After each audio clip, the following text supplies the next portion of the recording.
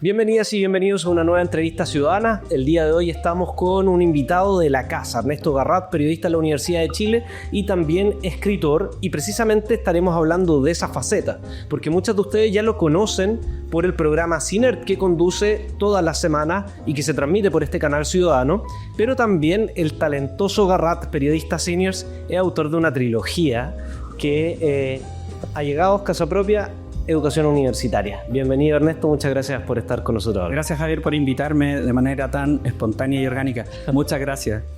Oye, Ernesto, quisiera preguntarte cómo fue ese tránsito de escribir tu historia, principalmente que parte con tu adolescencia, luego de una trayectoria de no vamos a decir cuántos años, tampoco te lo voy a preguntar, pero en retrospectiva, ¿no? ¿Cómo fue ese ejercicio de verte a ti de adolescente y qué te motivó a escribir tu historia? O una ficción basada también en tu historia. Sí, este género que al que pertenece la trilogía de Allegados, editada por Weathers, se llama autoficción.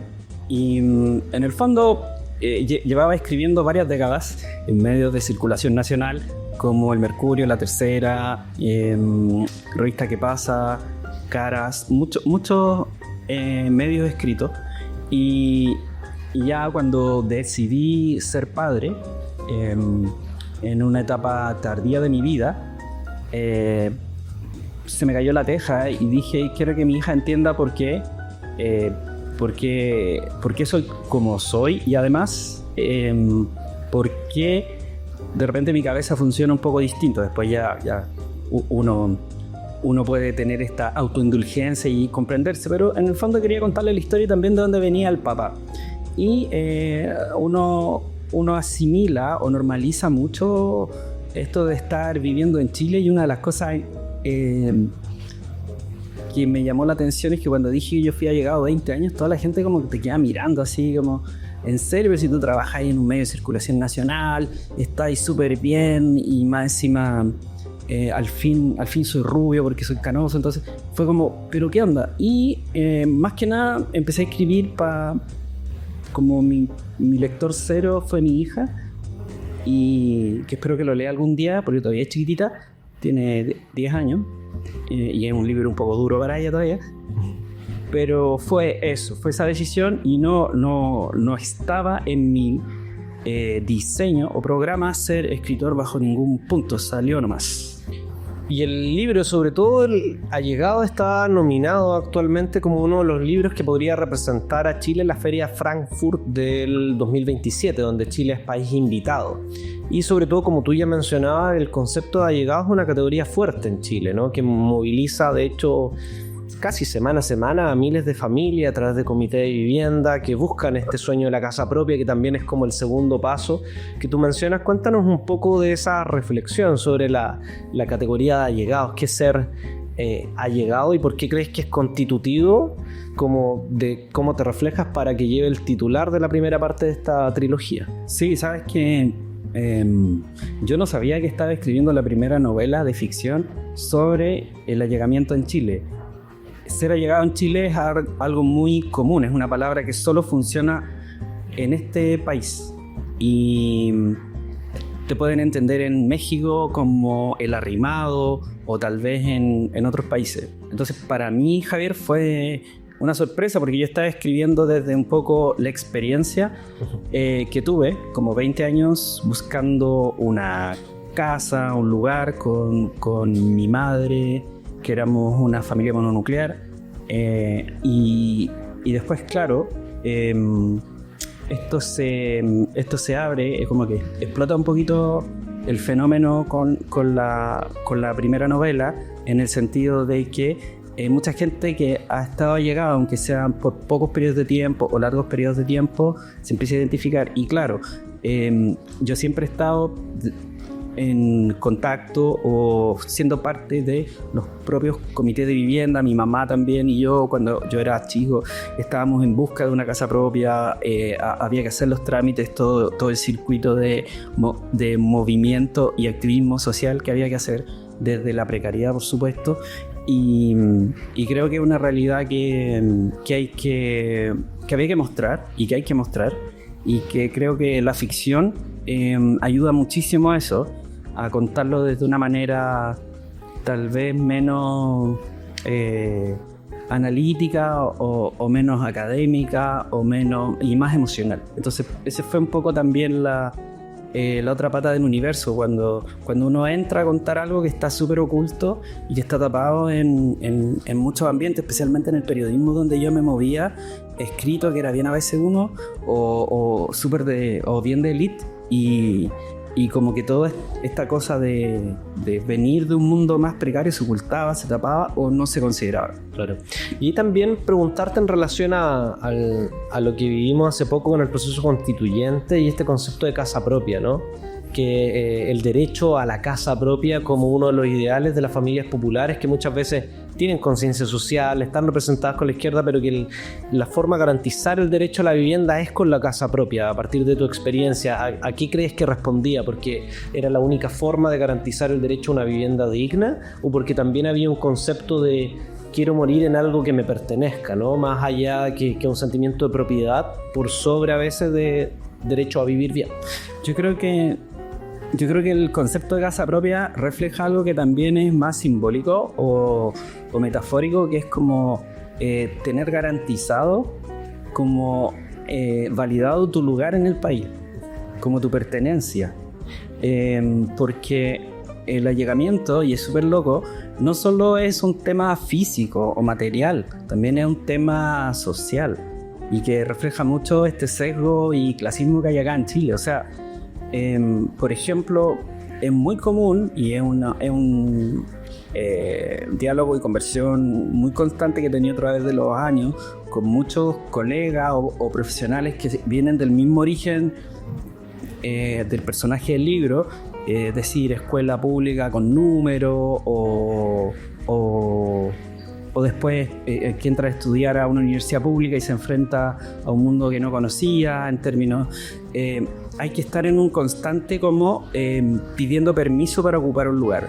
Es como hay que pedir permiso para ocupar un puesto en un medio de comunicación importante. Después hay que pedir permiso para perpetuarte o mantenerte en algún puesto. Después hay que pedir más permiso. Es como... la casa propia, para mí entonces refleja esa especie de constante solicitud y estar tocando puertas para poder ser parte en términos horizontales del mismo lugar que los demás.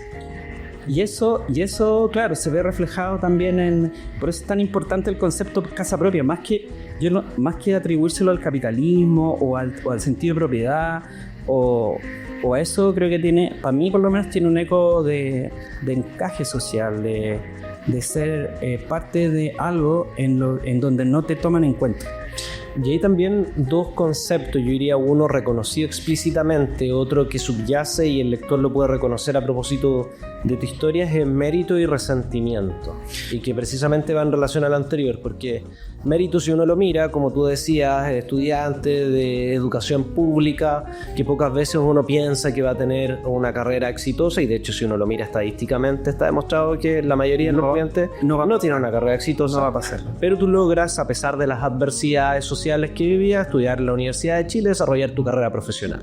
Uno podría decir, es un ejemplo, ¿no? Del mérito de Chile de los 80, 90. Claro, como el Emilio de Televde, claro, es como, mira, lo logró, porque pese a todo, ¿viste? Claro, el tema pero funciona. también hay un concepto de resentimiento que subyace y tú lo reconoces prácticamente como un resentimiento de algo bueno, deseable, incluso, y constitutivo de, a lo menos, la personalidad del autor reflejado. Entonces quería preguntarte, ¿cómo ves esa discusión del mérito y resentimiento, incluso más allá de tu obra? O sea, yo creo que el resentimiento como un adjetivo calificativo es muy negativo en Chile, es decir, típico de una frase denostativa. Pero yo creo que el resentimiento no hay que verlo así y hay que entenderlo. Resentir significa que uno siente más fuerte porque hay una intensidad. O sea, no es lo mismo venir o hacer un arco supuestamente heroico y una gesta y lograr salir de Maipú, por ejemplo, como Goldblum, así lograr zafar de la ferretería de tus papás y lograr una carrera genial. La ferretería es distinto. Claro, no, pero estoy tratando de ese como punto de fuga, que es una literal fuga, ¿cachai? Es muy distinto eso, ¿cachai? A tratar de entender lo que significa en términos empáticos la carencia, la precariedad, la angustia, la salud mental, la disonancia cognitiva, emocional, un montón de variables que por lo menos los geógrafos o las personas que estudian el allegamiento o la precariedad de la vivienda quizás no saben, no consideran como variables súper importantes a la hora de no solo hacer urbanismo y organizar físicamente esto, sino que también la geografía mental de las personas, la geografía humana y mental. Y desde ese punto de vista el resentimiento para mí, esta intensidad de extrema de sentir cosas, de resentir, creo que puede ser algo valioso, no solo fomentado por el odio o la ira. Yo en verdad no le tengo ni una envidia, por lo menos en mi caso, a las personas que partieron con miles de ventajas antes que personas como de mi clase social o un origen similar al mío. Para nada. Aviador de clase. No, claro, soy la bisagra, soy un hombre bisagra de clase. Y no, de hecho me alegra que todo vaya bien, pero lo que me molesta o me irrita es como que se normaliza esa ecuación donde viste que el nieto del dueño de la papelera lo logró y pudo hacer algo, pero claro, y que le va bien. Pero, ¿cachai? Entonces, y que continúan las mismas burbujas y se autorreproducen. Entonces, y por eso, y alguien como del origen más precario de una escuela con números, que es como medio inteligente y le puede ir más o menos bien en el colegio y en la universidad, tiene que estar pidiendo permiso o disfrazándose de lo que quieren ver las personas con ese poder para poder ser parte de los beneficios que te daría tener un trabajo súper bueno, tener unas oportunidades súper buenas. Entonces ese resentimiento creo que es un motor y una variable que es importante analizar, porque también sirve para, como artista o como escritor, artista que pedante, pero como escritor o como personas que escribimos ficción, para también escribir más libremente y para en el fondo exorcizar. Pues la idea del resentimiento no solo que sea algo negativo y anclado en el odio, también hay que, y mira lo que te voy a decir, también hay que expandirlo hacia el amor. Tratar de subsanar la belicosidad que pueden encontrar ahora respecto al concepto de resentimiento. Oye, y una pregunta también que me llama la atención al momento de leer Allegados: ¿de qué forma crees que esta necesidad de encierro permanente, de no considerar un espacio propio, te refugió también en que una de las salidas fuera el estudio, ¿no? Claro. Quizá una hora de dedicar a estudio que también explica luego el acceso, por ejemplo, a la carrera de periodismo en la Universidad de Chile. ¿Crees que influía también ese no tener las comodidades, pero a la vez de no poder hacer más? ¿Te refugiabas en el estudio? Yo me refugiaba en el estudio, me refugiaba en la lectura de libros que podía tener.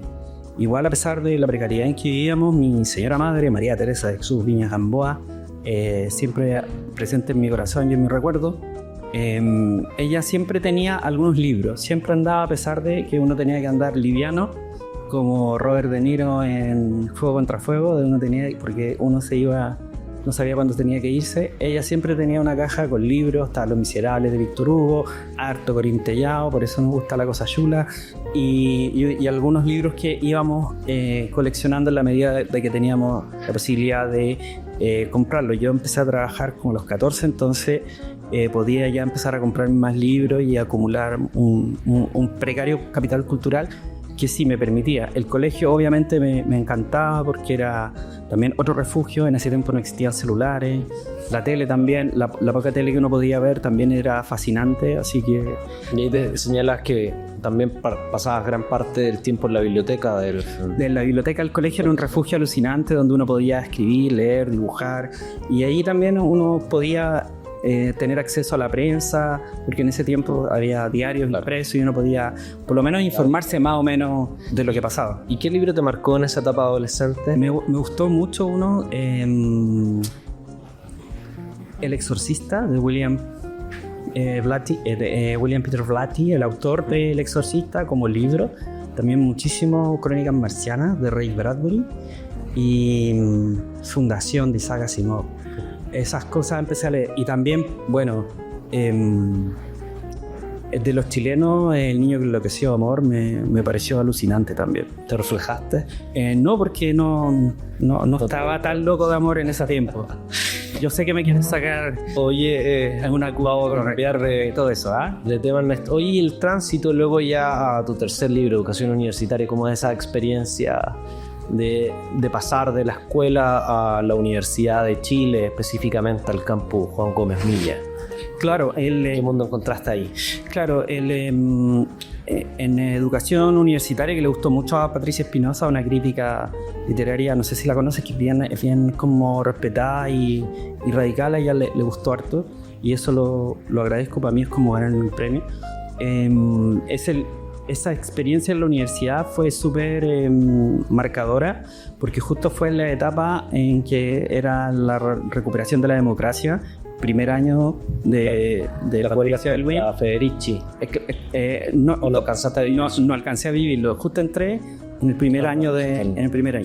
Y lo interesante es que, claro, entramos a estudiar en una universidad de Chile cuya escuela de periodismo funcionaba en ese tiempo en la calle llamada Belgrado, y acababa de ser hace pocos años atrás el cuartel de Manuel Contreras y la DINA. Entonces esa como inocencia con la que uno llega a estudiar ahí, sin como aquilatar el peso histórico y también hasta demoníaco del lugar. Y en el fondo después era como aquí penan, y en varias tomas que estuvimos presentes a lo largo del estudio y de la permanencia en la universidad, que típico, hubo muchas tomas, la cotidianidad o la experiencia de asumir ese tipo de escenas en donde de verdad penaban, donde uno sentía la angustia, donde en verdad era como un hoyo negro estar ahí, era sumamente fuerte, y donde en general funcionaban algunas oficinas como la dirección de la escuela o algunos temas más administrativos habían sido oficinas ocupadas por el mismísimo Manuel Contreras. Entonces eso tiene un peso fuertísimo que de manera casi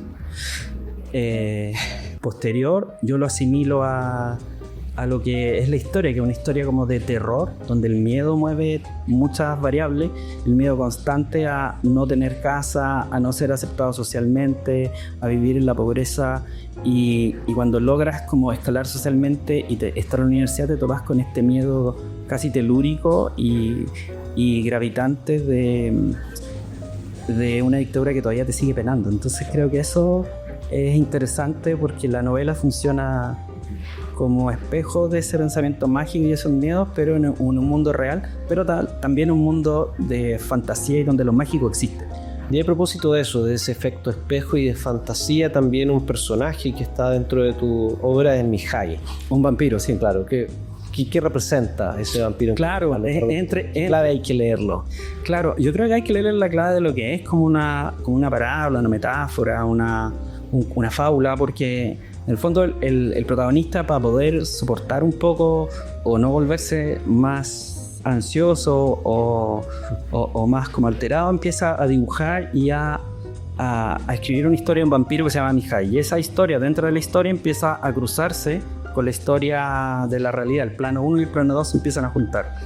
Y en ese choque de planos es donde me interesaba mucho jugar con la idea de un vampiro que viene del futuro, que en el fondo viene de la Rumanía del futuro, que es un país que es súper neoliberal, casi tanto más que nosotros ahora, y en donde en este futuro Esto está ambientado 88, 89, 90, y en el futuro este vampiro súper neoliberal, en este vampiro de un país que es Rumanía, es un vampiro que en el fondo está aburrido, está cansado de explotar a los demás. Es un vampiro que está en una élite, que está arriba de la pirámide, en una cúspide, y quiere en el fondo ser como el resto. Es como desjuiquízate. Es como quiere humanizarse. Quiere humanizarse, quiere encontrar esa esencia que perdió, porque en el fondo está consciente que forma parte de una casta de vampiros que explotan y literalmente le chupan la sangre a los otros. Y es una manera de... Me parece que el vampiro siempre es una figura súper simbólica y metafórica para justamente hablar de eso, de alguien que está arriba en la pirámide social y no solo alimenticia, y que esquilma y mantiene a todos los demás como comida, básicamente. ¿Y ahí en qué abajista de la escuela te inspiraste para el personaje? ¿En qué abajista? No, de broma. No, había hartas abajistas, pero no, o sea, bueno, una construcción colectiva no, que no está personalizada. Es como una construcción colectiva. Yo creo que es una mirada esta cosa como de vampirizarse o de convertirse en algo así. Yo creo que es una visión que uno acumula a través de los años, porque uno empieza en este punto y va como moviéndose. No quiero decir la palabra evolución porque no creo mucho en la idea ganadora de meritocracia, porque eso no es verdad. Pero cuando uno llega a cierto punto o llega a cierta conciencia social en donde crees la ilusión en la simulación de progreso que te ofrecen y estás como dices, lo logré al fin porque tengo lo que dicen que hay que tener, ponte tú, la casa que hay que tener, el departamento que hay que tener, los contactos que hay que tener, el trabajo que hay que tener, el auto que hay que tener. Es como todo check, pero en el fondo te das cuenta que solo son llenar casillas que no necesariamente te llenan a ti como ser humano. Y esta como pasión o básicamente obsesión por lo material en el que vivimos en el Chile actual, en donde, no sé, los días del estallido y en las protestas donde veíamos esa expresión popular súper genuina y real en Plaza Italia, Plaza Dignidad, y donde en el fondo a veces estaba súper bien representado esta cosa genuina. Tú podías ver, o me tocó muchas veces verlo, antes del choque entre los manifestantes y las fuerzas de represión, personas que vendían merchandising del perro matapaco, cerveza, ¿sabes? ¿Cachai? Y todo mojito y todo con la maquinita, ¿cachai? Y como que yo dije, no, esta cuestión no va a resultar, porque, o sea, no así, porque en el fondo era como estar en un Lollapalooza rebelde, ¿cachai? Claro. Entonces era como, o sea, también como que te obligaban a ser parte de, o sea, estoy hablando de una escena súper chiquitita, no quiero como caricaturizar todo el digno y respetuoso movimiento, pero ver eso me dio esa idea de que en el fondo estamos como que estamos súper hackeados, como que estamos súper dañados en ese sentido, pero a través de esto lo escribí antes del estallido, los 3 libros se escribieron juntos, entonces, porque es un solo libro.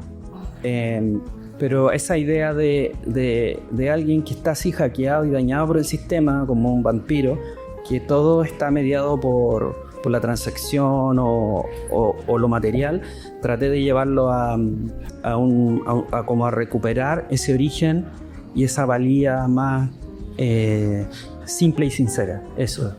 Y ahí, para ir cerrando, Ernesto, una de las comunas que funda tu adolescencia, lo menos, es Ñuñoa. Claro. Y que de hecho desarrolla la obra, es parte de la fotografía, los clásicos de Villafrey.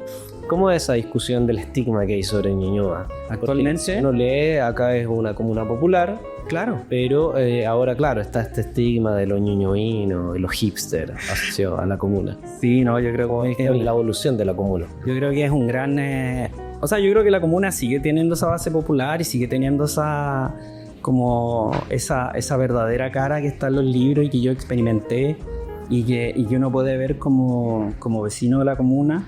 Y creo que la caricatura hipster y ñuñoíno y todo eso creo que es maravilloso material para un stand-up. O sea, no es tan así, pero a veces te encontráis con personajes que pueden ser así, pero no hay que generalizar. Yo defiendo harto la experiencia de Ñuñoa, especialmente en estos lugares, porque para mí, si no hay, las historias se hacen a partir de los lugares, para mí, aunque sean simbólicos, aunque sean mentales, psicológicos.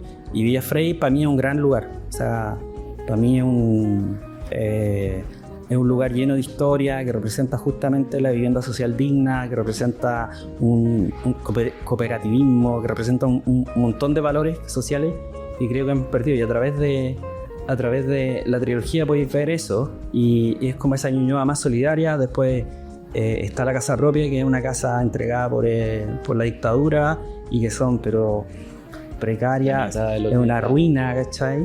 Y después entráis en como que el ascenso social se tiene que lograr en la universidad, supuestamente, pero entráis a estudiar básicamente a una casa embrujada, que es la escuela de periodismo de la Chile, donde funcionaba el cuartel de Manuel Contreras. Entonces, los lugares son muy importantes, y desde el punto de vista del pelambre de Ñuñoa, creo que Ñuñoa es un estado mental, pero no en Ñuñoa necesariamente, ¿cachai? Sino más allá, en la gente que ve la comuna y que puede como burlarse y reírse de eso. Y por supuesto, yo también me siento a veces con la libertad de reírme, porque a veces esos hipsters, Dios mío, Dios nos libre.